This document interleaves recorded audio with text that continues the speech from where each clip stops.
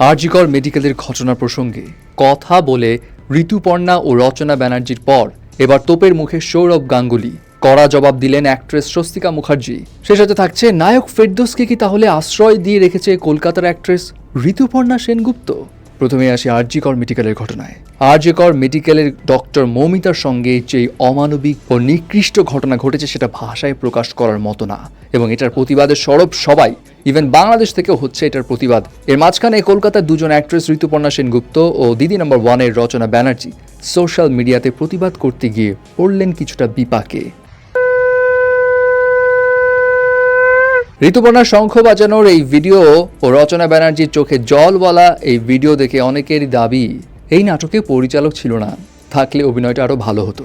যদিও রচনা ব্যানার্জি আবার পরবর্তীতে এই সমালোচনা নিয়ে জানান যে সমস্ত সমালোচনা বিরোধী দলের লোকজনের। এটার মধ্যে বিজেপি সিপিএম সবাই উঠে পড়ে লেগেছে, কোমরে দড়ি বেঁধে যে কে কি করছে সেই দিকে আগে নজর দিচ্ছে, তা না সেটা না করে যদি আমরা সুবিচারের পেছনে দৌড়াই তাহলে খুব ভালো হবে। তার এটাও কথা, কলকাতার পুলিশরা সুষ্ঠু বিচার সবসময় করেছে, এবারও করবে।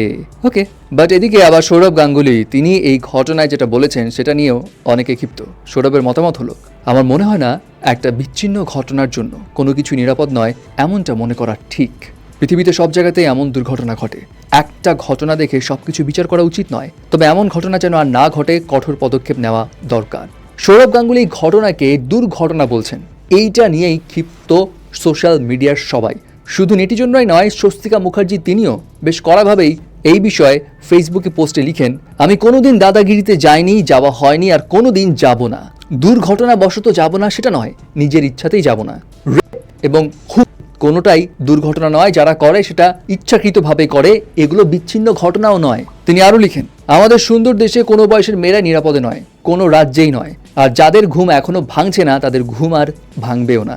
এবং শেষে তিনি বলেন, আমাদের প্রিয় আইডল, আপনি দয়া করে এই ঘটনাকে এত তুচ্ছ করে দেখবেন না।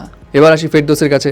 শেখ হাসিনা পদত্যাগের পর বাংলাদেশের যেমন শীর্ষ অনেক আওয়ামী লীগ নেতারা গা ঢাকা দিয়েছে, তেমনি অনেক অ্যাক্টররাও গা ঢাকা দিয়ে আছে। তার মধ্যে হচ্ছে ফেরদৌস অন্যতম। তিনি যে কোথায় আছেন, কি করছেন, কেউই জানে না। তবে এর মাঝে এই তো গুঞ্জন উঠল, কলকাতাতে ঋতুপর্ণার বাসায় নাকি ফেরদৌস আছেন, ঋতুপর্ণা ফেরদৌসকে আশ্রয় দিয়ে রেখেছে। ওরে বাপরে, মানে বাংলাদেশের অ্যাক্টর অ্যাক্ট্রেসের জন্য কিন্তু এখন বিপদে কলকাতার অ্যাক্টর অ্যাক্ট্রেসরাও আছে মনে হচ্ছে। বাট আসলে কি তাই? এই বিষয়ে ঋতুপর্ণা জানান যে ফেরদৌস আমার সবচেয়ে ভালো বন্ধু, এটা সবাই জানে। শেষবার যখন ঢাকায় গেলাম ওর বাসায় গিয়েছি, সে কলকাতায় এলে আমার বাসায় আসে। সত্যি কথা বলতে এই ঘটনার পর যোগাযোগ করতে পারিনি। ফেরদৌসের বর্তমান অবস্থা সম্পর্কে কিছু জানেন না বলেও জানান ঋতুপর্ণা। তিনি জানান, আমি জানি না ফেরদৌস কি অবস্থায় আছে, দেশ থেকে বেরোতে পেরেছে কিনা সেটাও জানি না। শুধু চাইছি ও যেন ভালো ও সুস্থ থাকে, সাবধানে থাকে। মানুষ হিসেবে ফেরদৌস খুব ভালো, সে তো একজন ভালো মানুষ, চলচ্চিত্রের বড় তারকা, অসাধারণ একটা সুন্দর মন আছে ওর। বাহ, কি সুন্দর বন্ধুর প্রশংসা। অবশ্য বন্ধু তো করতেই পারে।